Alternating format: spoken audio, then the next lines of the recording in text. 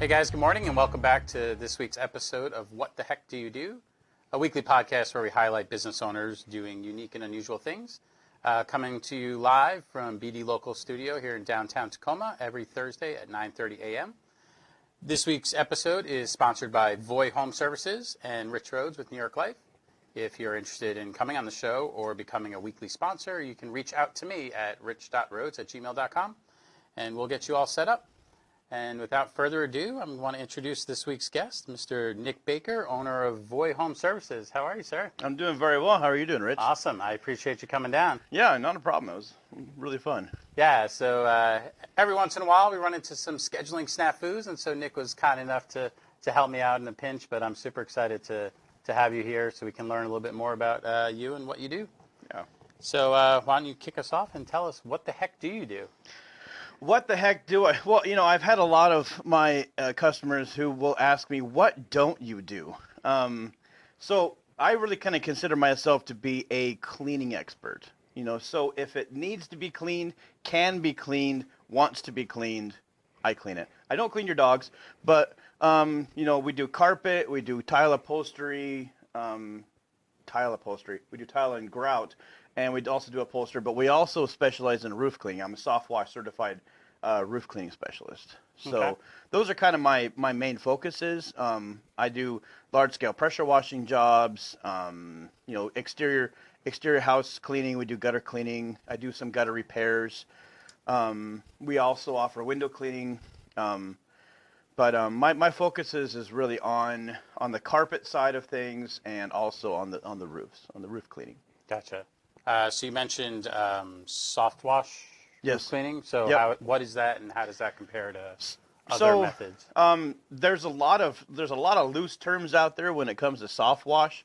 Our soft wash is a chemical process. It's a bleach-based chemical process that not only sanitizes the roof but also comes with a warranty against new moss growth. Okay. So if you think about it, when you get a brand new roof put on your house, there is no biological material growing on the roof. And so it takes about 3 years for anything to grow on the roof. So it starts off with a bacteria. Once the bacteria lives, dies, grows, it creates a nutrient base for mildew to grow. Mildew lives, dies, breeds, and creates a nutrient base for then moss. Moss is that third tier production, and that's about the third year that it happens. So with our process, it comes with a 3-year warranty because we're saying everything's sanitized. We're starting over on the biological standpoint, and it's going to take about 3 years for everything to come back. Interesting.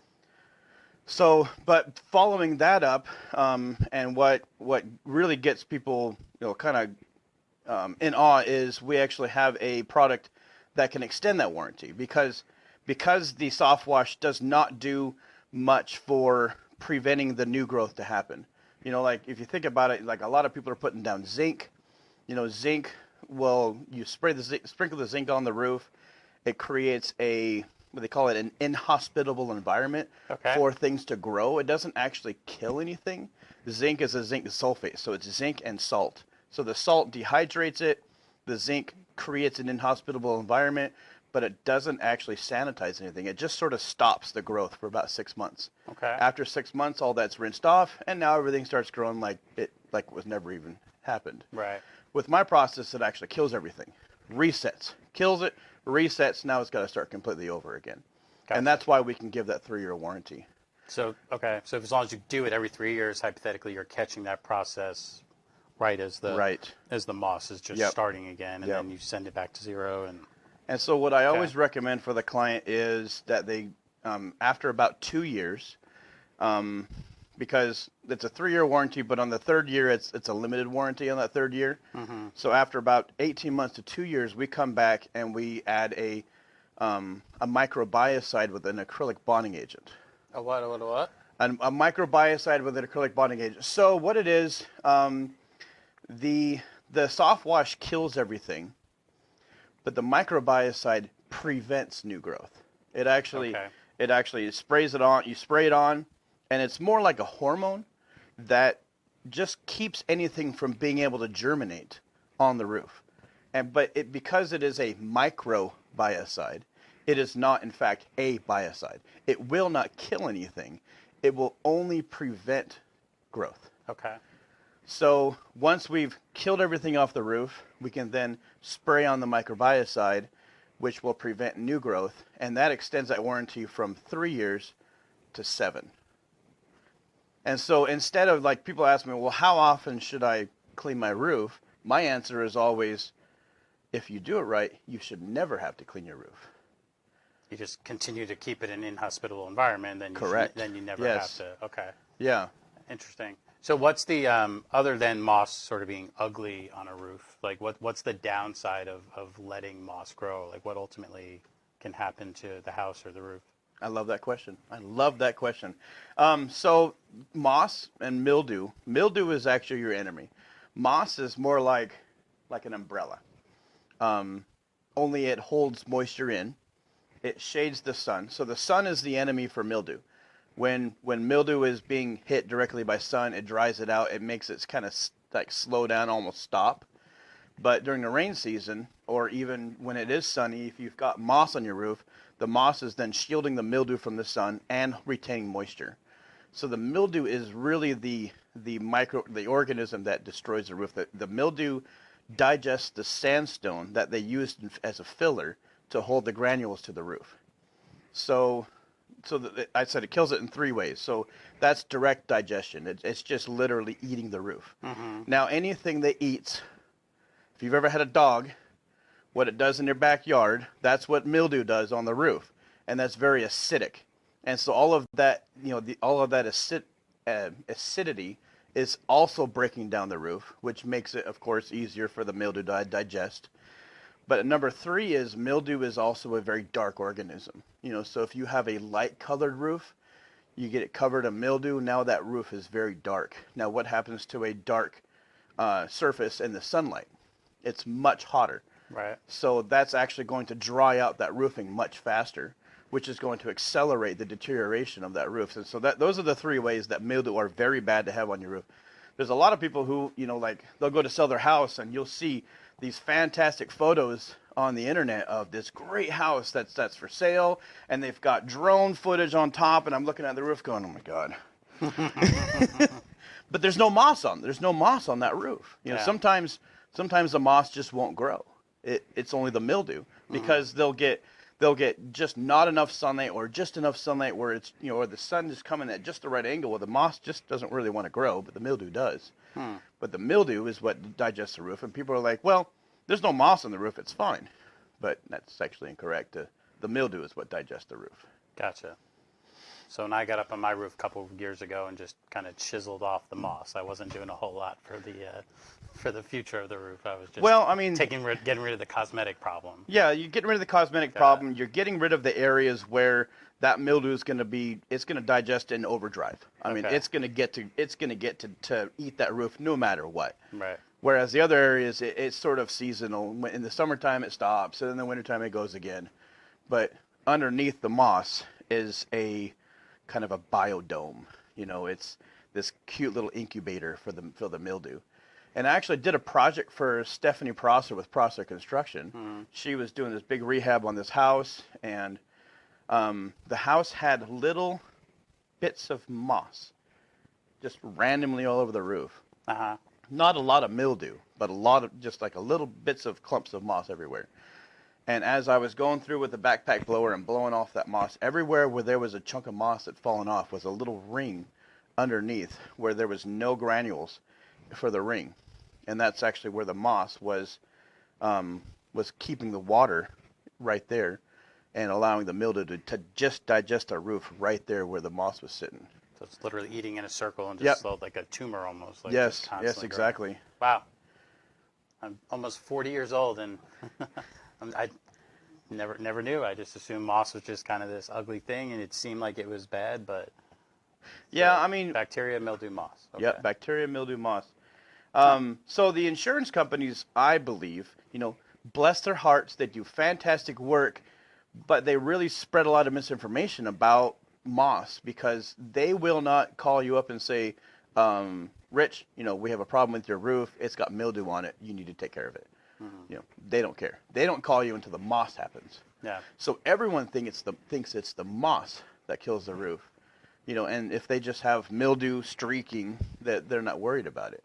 Right. But as a gutter cleaner, I can tell you that I've cleaned many a gutter where there was not one iota of moss on the roof, and the gutters were 3/4 full of granules because the mildew were just destroying it. But the reason the insurance companies don't like moss is because moss will actually grow underneath the shingle and start lifting Create it up. separation. Okay. And once that separation happens, if you get a wind come through, it'll catch that and it'll strip your roof. Right. And Or give water a place to. Yes, and settle, they don't like that. That Gotcha. that's a conflict of interest for them. So, but yeah, there's not a lot of information out there about the actual digestion of the roof through mildew. Interesting. And our process is really easy. Like I actually put a post up yesterday, and it was kind of a video of me after I'd soft washed about 1/4 of this roof. It was a big roof. It was like a 3,500 square foot Rambler with a full garage. I mean, this is a monster. Uh-huh. And but I put the I put the soft wash down, and the sun came out, and it's just like it looked like steam coming off the roof. But I mean, it was 57 degrees out. Like, I mean, there wasn't steam. It was actually the oxidizer. Basically, as it's burning the moss, creates carbon dioxide, and it's all that carbon dioxide, which is all at once just vaporing off the roof. But that roof, not 2 minutes before, was all black. Uh-huh. I mean, the mildew just right now it's gone. The moss turns bright orange or orange and brown. It turns all kinds of weird colors as it's dying. But Gotcha. yeah, the mildew it's just gone. And then do you need to like hose the moss off? Does it Nope. just kind of die and It just dies, withers away? dehydrates, and floats off. Oh. Interesting. Back to the spore in which it came. Nice. Well, that's fascinating. So how did you come to learn so much about all this stuff? Oh man, necessity. Honestly, What's your career journey? How'd you all end up where you are? necessity. I kind of got into this realm as a carpet cleaner. I was originally my business, we were just pressure washing and window cleaning. Okay. And and I don't like to admit it, but I had pressure washed a few roofs back when I first started. I never damaged anything. I was smarter than that. But anytime you pressure wash a roof, it's going to damage it. It doesn't matter how gentle you are. Pressure damages roof. Just because you're using an abrasive contact on a sensitive substrate. It's really what it's all about. And that's good advice. yes. No pressure washing roofs. Don't use pressure washing for your roof. It's because if there's any granules that are just barely holding on, you're going to wash them off. Right. Whereas a soft wash, you would leave them, and then we could actually come back with our acrylic bonding agent. Our seal coat has an acrylic bonding agent, like what is used in latex paint, and it will actually repair those bonds. So that granule that's just barely holding on, if we seal coat it, we'll hold it on better. Okay. And it'll make it last. That's why I can say, instead of 17 years that you'll get out of a 25-year roof, what if I tell you you can get 40 years out of that roof? Mm-hmm. It's because we're actually repairing the bonds, protecting that roof. So, but anyway, so back to the beginning again. Started out as a pressure washing window cleaning business. And after about 5 years, I decided it was time for us to venture into the residential world. And because we had picked up a big account with FedEx Kinko's when FedEx Kinko's first merged, Okay. we picked up all 59 of their stores across the Pacific Northwest for monthly window cleaning. But they didn't want us unless we also offered carpet cleaning for those stores. And so I was Interesting, like, okay. well, floor care was always something I wanted to get into, and this was a good, opportunity for us to just kind of dip our toe into just carpet cleaning and not Sure. have to do the whole thing. And so we did it, and the whole account turned out to be a colossal flop. But it got me into carpet cleaning. Okay. And so, like, all of a sudden... That's a good life lesson, too, right? That's right. With every failure, there's opportunity There's for opportunity growth, in every failure, absolutely. Yeah. But then pretty soon, like, so I'm cleaning this just basic run-of-the-mill glue-down commercial. I mean, there's literally nothing we can do to harm this carpet. I mean, it's olefin, it's bulletproof, Right. essentially. I mean, you can't light it on fire, it's about the only thing you can do to it. Sure. But then people are asking us to come and clean their carpets in their homes. And so I'm like, Yeah, sure. I got a carpet extractor, and I can throw some chemicals in it, and we'll go run it across the floor. And then I realized that residential carpet and commercial carpet, they're two different things. Okay. Like, there's a lot of spots that I have no idea what they are.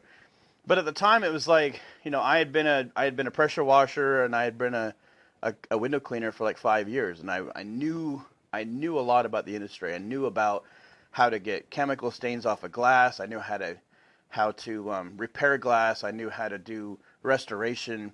When it came to pressure washing, I knew about flows. I knew about tips. I knew about substrates. I knew about different products to use. But when it came to carpet cleaning, I was just a moron out there pushing a wand across the floor. And it was just like, this is not me. This is not what I do. So I started taking classes. Okay.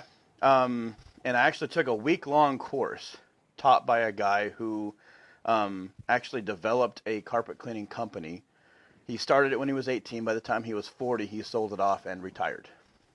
And now he goes around to John Don's all across the United States, and he teaches other carpet cleaners how to do exactly what he did. Gotcha. And so Voy was actually modeled after his business principles, after his business model. Okay. Basically starting at customer care and going from there. And so that got me thinking about the residential market and how we could kind of put our power team of window cleaning, pressure washing, and carpet cleaning, and we put it into basically one really good company and develop Voy.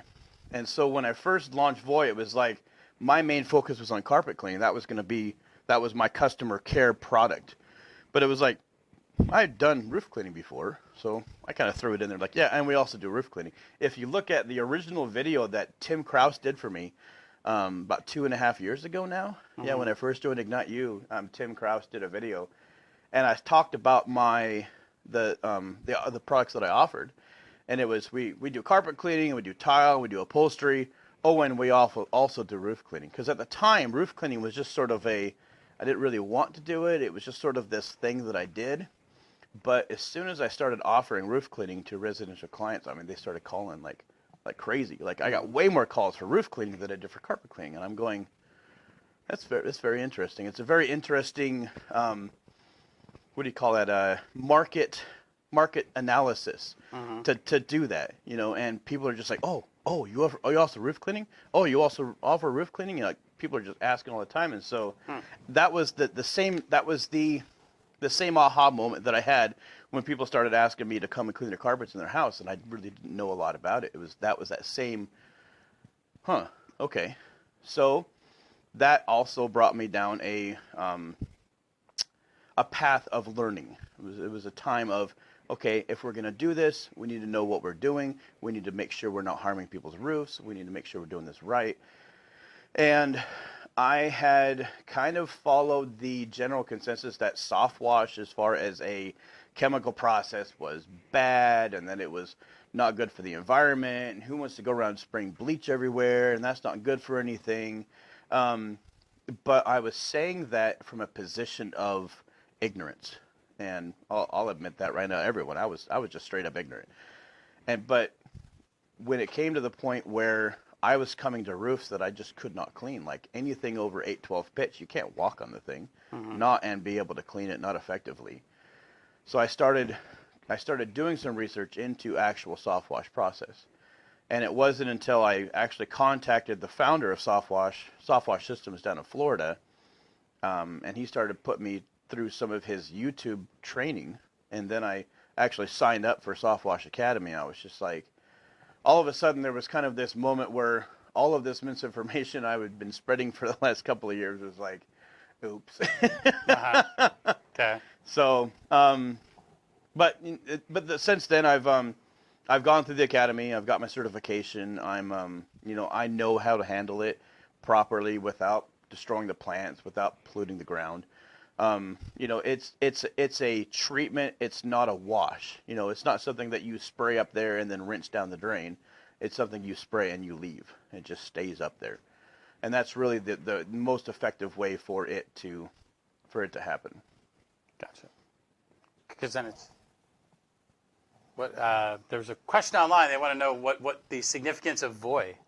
Oh, the significance of Voy, yes. Which actually I was thinking about that too, so I appreciate the question. So, We were Northwest Window Cleaning for 5.5 years. Okay. And after I had taken that class with Steve Toburin, who is the teacher I told you about, we decided it was time for us to get into the residential market as a carpet cleaning, pressure washing, window cleaning trio company. But I knew with a name like Northwest Window Cleaning, especially as carpet cleaning being my main focus, you would never call me to come clean your carpets. Yeah. I could only just imagine what you would perceive me to be with a name like Northwest Window Cleaning, where I'm going to come clean your carpets. Yeah. So I needed a rebrand, and I had never liked the name Northwest Window Cleaning. I bought into that name, previously. I bought it from the previous owner, and it had a huge URL. It was like this long, and I wanted something short and sweet, like Coke, like Nike, like Coit. 4 letters, easy to say, easy to spell, short URL. That was my requirements. Okay. So my wife is the artsy one. She's the take her to a paint party, and she doesn't talk to anybody. She just does these fantastic drawings. She's very artistic, and so I was sort of laid it directly in her lap, like, I need you to come up with something. Here are my requirements. Go. Yes, and she was just like, no, I don't think so. So one night I was a little frustrated that she hadn't come up with anything because it had been a while, and I was a little drunk. And so I Googled 4-letter nonsense words. 4-letter nonsense words. Yes. And for whatever reason. As opposed to other 4-letter words. Yes. I wanted it to be completely nonsense. And for whatever reason, Voy was number 5 on that list. And I'm the type of person, when I walk into a restaurant and I look at the menu, like, I don't look at everything on the menu because you're just going to confuse yourself. The first thing I find that I see that meets my requirements of food in the belly, it's like, that's the one I want right there. And so when I got to number 5, I said, Voy. That makes sense. It's 3 letters, but I can deal with that. But it's a blank canvas for me to build my company image on. And so I looked up the URL, voyhs.com was available. And I texted my wife and I said, what do you think about Voy Home Services? And she texted me back 2 hours later and she goes, I don't have anything better. And so there it became. There you go. That's a fun origin story. It sounds like my tattoos. I have a couple of tattoos, and people are like, "What's the significance? Why'd you get them? One's a whale, one's an elephant." And literally, I went in college with a buddy who knew exactly what he wanted, and sat looking at the books while he was getting his work done. Yeah. And we're like, "Want anything?" I was like, "That elephant's kind of cool," and he's like, $40, and I was like, "Okay." So. And now you have to find meaning. So have you developed an acronym for Voy since then? I have not, no. But it does mean I go in Spanish. I found that out later. Well, there you go. That's true. So it's really You call, I go. Yes. And it's really interesting because when I went to the graphic design company to design the wrap for the van, there was like 6 or 7 designs that they sent me. And there was this one really awesome one with this baby was sitting in the middle of this white towel. And it was really beautiful, except for the baby was ugly. I'm like, why did you send me this ugly baby? There are no I probably ugly would have babies. picked that Nick. one. So I ended... tell that to all parents, yes. But anyway, so I picked the one that's actually there now, but it's a very obviously a Spanish, a Spanish girl on the side of my van and this was before I realized that Voy was I go in Spanish, and so it does very much look like we're this somehow a Spanish company, but no, it's all just very coincidental. Sadie's having a hard time back there, not laughing. That's a great story. Oh man. So in terms of, so you covered kind of roofs and general upkeep and time and stuff like that. So, but in terms of carpets, advice, suggestions, you just clean it when it starts to look really bad. Are there health issues associated with not cleaning it regularly? Like what advice would you give people as it relates to the carpet in the house? The best advice that I can give people, and it's the advice that nobody listens to, is carpets need to be cleaned every 8 to 12 months. So you think about your carpet as a filter. Carpet is the biggest filter in your home. If you think about, and I use this analogy all the time, but it's always true. The filter in your furnace, I'd say, do you take that filter out because we're supposed to replace that filter every 6 months. So do you take it out after 6 months and look at it and go, oh my God, this is disgusting, and you throw it out and then not replace it? No, you put a new one in there. Of course. Or if you have a cleanable filter, like let's say carpets, you clean the filter. Right. But understanding that if you clean a filter, you can never get 100% out, and that's fine because it's still a filter. What it doesn't release, it's not going to release. And it doesn't mean that it's nasty. It just means that it's now reset for the next round of filtering. Gotcha. And the process that we use and the steam that we use, it does kill everything in the carpet, and reset it for the next phase of filtering. Now, a lot of people are going to tearing out all their carpets and putting hardwood floors in. We just did a remodel expo was it 2 weeks ago at the convention center here. And there was one lady who walked by, and she goes, I have carpets in 3 of my rooms and my living room. And the living room we're definitely ripping out because the dog just pees in it all the time. She goes, but I'm thinking about ripping up all the carpets in the bedrooms as well because, they're just nasty and I don't want to deal with it, and it'll be nice and easy to keep the house clean. And I explained that analogy to her about the furnace filter, and I asked her, I was like, do you have forced air in your house?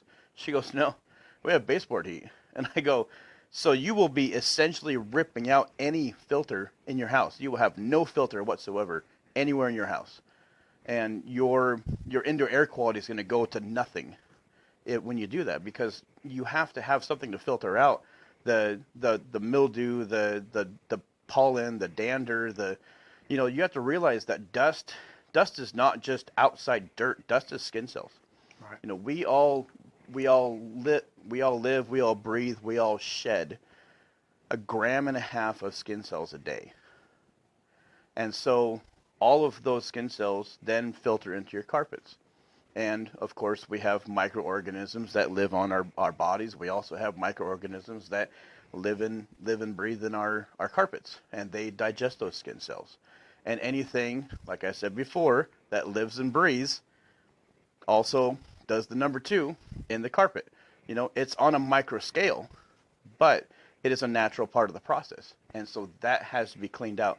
So when you wait until your carpets look dirty, they've actually gone beyond the point of cleaning and now need restoration. Mm-hmm. So like the biggest question people ask me is, are you going to bring all natural, clean, is everything going to be safe for my home and my pets and all of that? And it's like, if I come into your house every 6 to 8 months, or every 8 to 12 months, let's say, and clean your carpets, all that I would need to clean your carpets is the deionized water that I put in my van. Mm-hmm. Like, I would bring no shampoos, no cleaners. They would just be hydrogen and oxygen, because deionized water in and by itself is a great cleaning medium. Okay. But if I need to restore your carpets because you've waited 1.5 to 2 years until they look dirty, now your carpets need restoration. And there is no product that I can bring into your home that is more toxic than your carpets are already. Gotcha. And that's really the truth of it, and it's hard to say because it freaks people out, just like the coronavirus freaks people out, but it's the truth. Your carpets need to be cleaned regularly in order to not come to a toxic level. Mm-hmm. And it doesn't matter whether you have carpets or you have hardwood floors or you have linoleum or you have rugs. Everything in your home needs to be cleaned regularly, or it becomes toxic. Gotcha.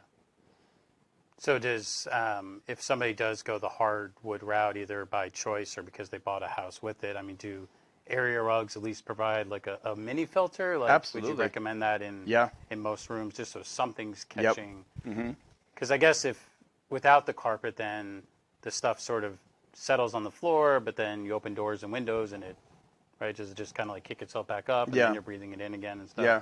Whereas at least the carpet will hold it down, or? Yes, absolutely. Okay. So there's actually been many studies, and if you go to the Carpet and Rug Institute, that you'll actually be able to look up the studies they've done.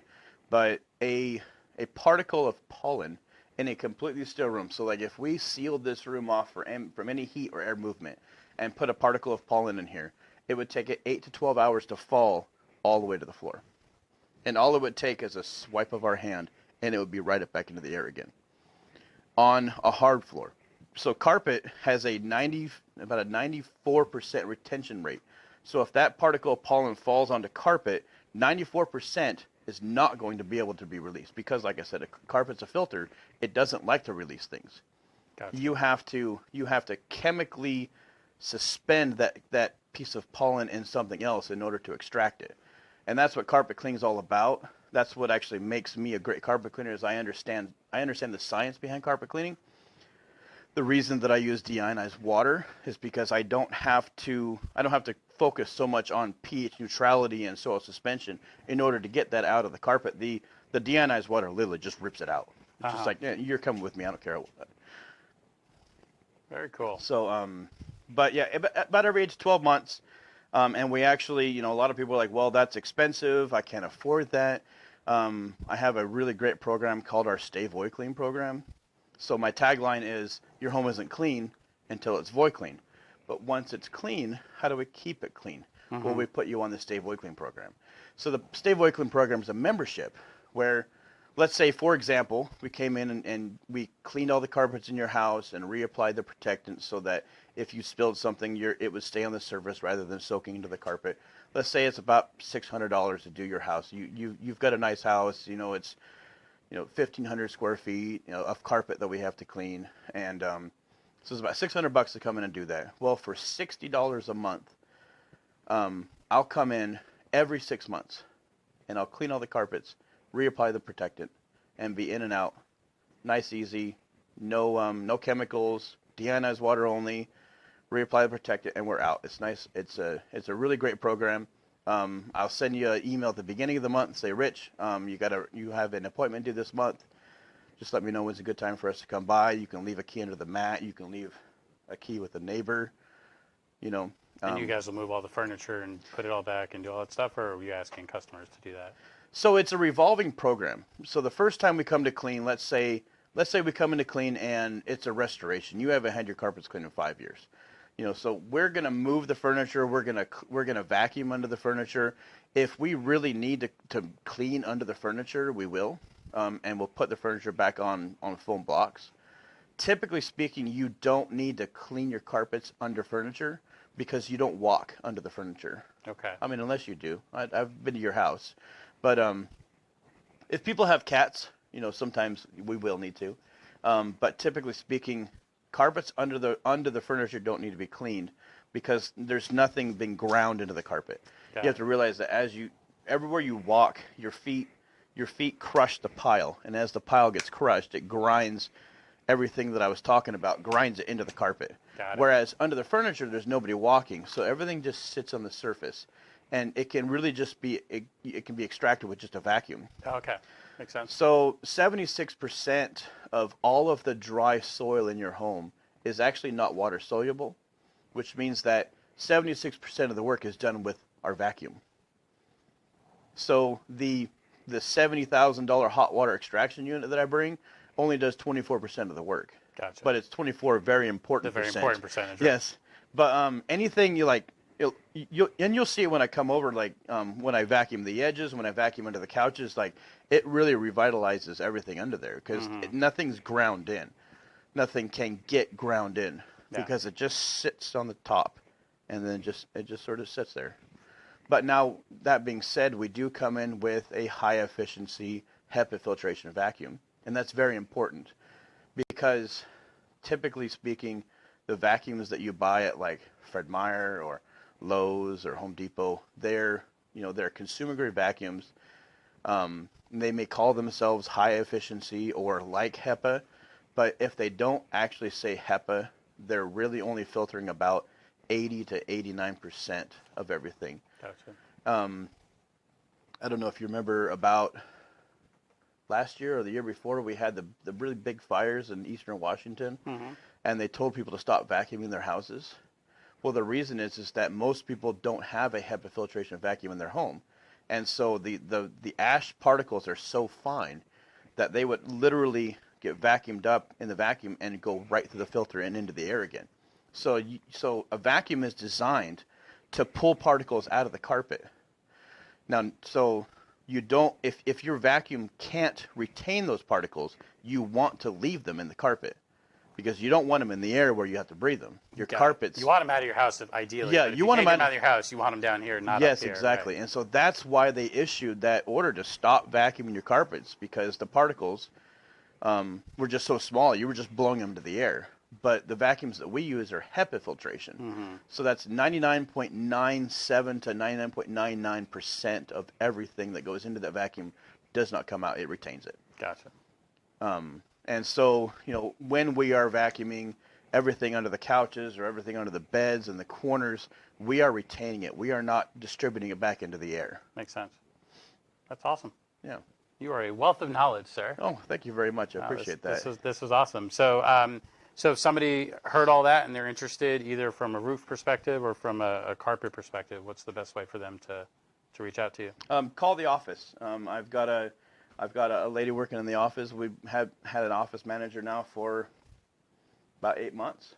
So it's doing really well. Just call the office at 425-272-2753. Or you can actually go onto our website, voyhs.com, and book on. Just fill out a service request online, and she'll get right back to you. Awesome. Well, thank you, sir. Appreciate you coming on. Yeah, my pleasure. Thanks for having me. Yeah. And thank you guys as always for tuning in. Tune in next week to hear from Liliana Kosovan. And I hope you guys have a safe and healthy rest of your day, rest of your week. Have a great weekend, and we'll talk to you next week. Keep chasing your dreams.